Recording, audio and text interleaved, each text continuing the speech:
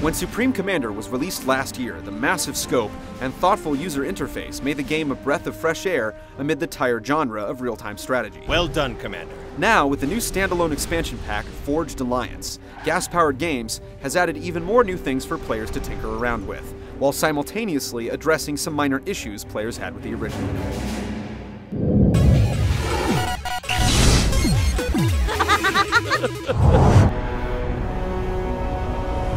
Like Supreme Commander, Forged Alliance isn't going to win any awards for story. The three warring and generic factions from the original game have decided to band together to face a new threat, the Seraphim, an alien race hell-bent on destroying humanity. Like we said, there will be no awards for the story, but it's a good enough excuse to introduce a whole new playable faction.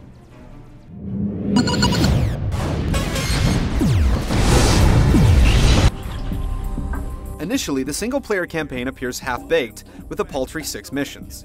That is, until you realize that each mission is a massive multi-stage undertaking. At the beginning of each, players can choose to command any one of the allied factions in the fight against the Seraphim. It's disappointing that the Seraphim are only playable in skirmish and multiplayer matches, and not at all during the single-player campaign. There are roughly 100 new units in the game. Most of them are allocated to the new faction, but the 3 others get a smattering of new units to try out. While most of the new units serve to round out the offensive capabilities of each faction, there are some more specialized ones. Engineering stations automatically repair and reclaim anything within their radius. Then there are mobile bomb units, sniper units, and orbital attack platforms.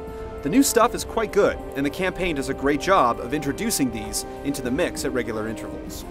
The other major change in Forged Alliance is the interface, which now takes up less screen real estate, shows more important tactical information, and best of all, can be hidden from sight when you're not using it. This is easily the best improvement from the original. Where expansions are concerned, Forged Alliance is definitely on the heavy side with content, and you don't even need the original to play it.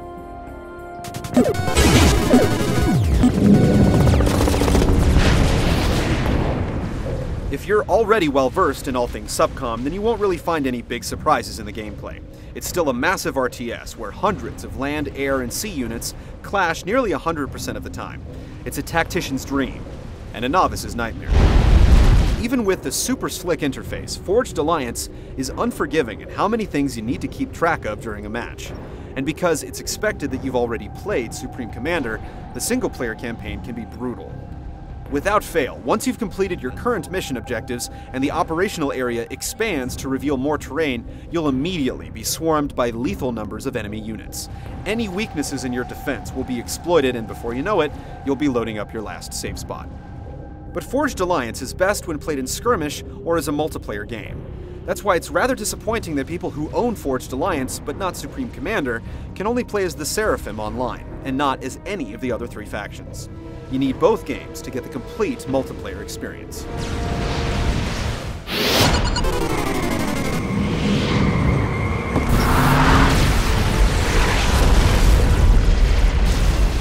Forged Alliance has received a slight visual overhaul. The game looks a little better, although you're still going to need a monster rig to run it with all the detail maxed out. If you can do that, the game is a visual feast. Turning some of the graphic elements off or to low will speed things up, but it makes the game look pretty ugly. The storyline is presented in a bare-bones fashion. It's the typical talking head and voiceover structure we see in lots of real-time strategy games. Despite attempts by voice actors to add some drama to their lines of dialogue, Forged Alliance remains devoid of personality. If that happens, our entire covert network will be in grave peril.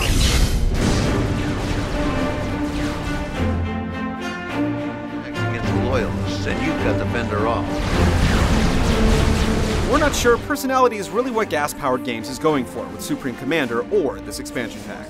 These are tactical war games, pure and simple. Forged Alliance offers massive real-time battles, a new playable faction, lots of new units, and best of all, a redesigned user interface. Given the puzzling limitations in the game regarding online play, as well as the overall difficulty of the campaign, it's hard to recommend this expansion pack in place of the original. But if you do own Supreme Commander and want more, Forged Alliance is a no-brainer.